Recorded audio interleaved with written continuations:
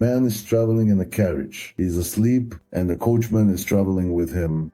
They are ascending a high mountain, and then when he is already at the top of the mountain, the road levels out because the ascent and the slope are already behind. And then if the man wakes up, he will be told that he is at the summit. He won't believe it because he doesn't see any sign. If he had seen from the very beginning the ascent he was traveling up, he would know, but now everything seems flat to him. So why would he decide that he is on a mountain? How will he realize this later? When the descent begins, on the other side, the slope which leads from the mountain down into the valley, then he will realize that he had been on the mountain from the very beginning. And truly, pride is like a high mountain. If a person could truly feel deeply that his heart is swelling within him, undoubtedly he would realize that there is greatness and pride within him, and that he has climbed this mountain. But a person was born on this very mountain pride. As the sages said in the tractate Chagiga, a person exalts himself above all.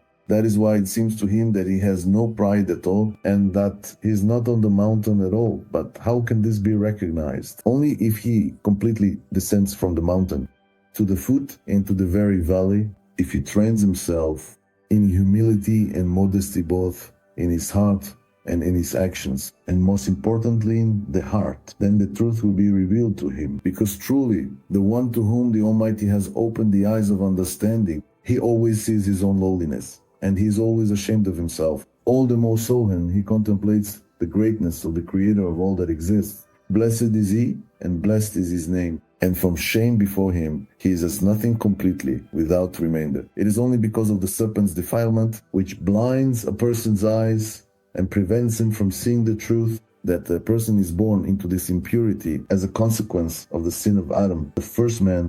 And then it seems to him that all the pride in his heart is natural, but his eyes are blinded, and he sees neither fear nor awe of the Almighty in his heart. He neither knows nor feels his pride at all, because he was born and grew up this way gradually, day by day, and with each passing day, his pride is stronger than he was yesterday. So what is he trying to tell us? He says that we are in a very interesting situation. We are born already in a state of pride, because pride is a consequence of Adam's downfall. And in each of us, it develops from the beginning of his birth, when we don't even yet understand who we are. A child is clueless. He gradually grows.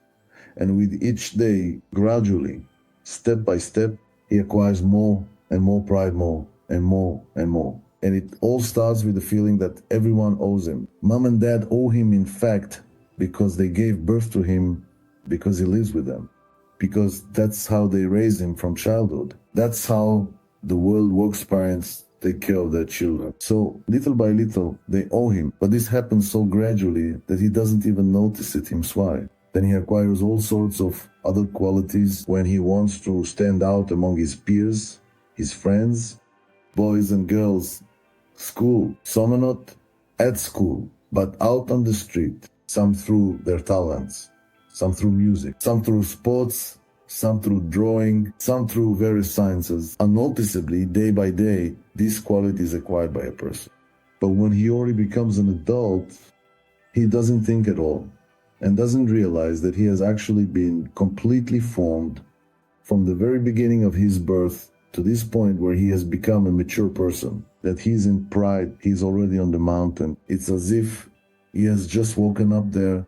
The whole process of climbing to that point, because it happened day by day in small, barely noticeable portions, he doesn't notice this process at all. That's why it never occurs to him that this trait exists within him, and that's why it's so hard to work with it and so hard to identify it.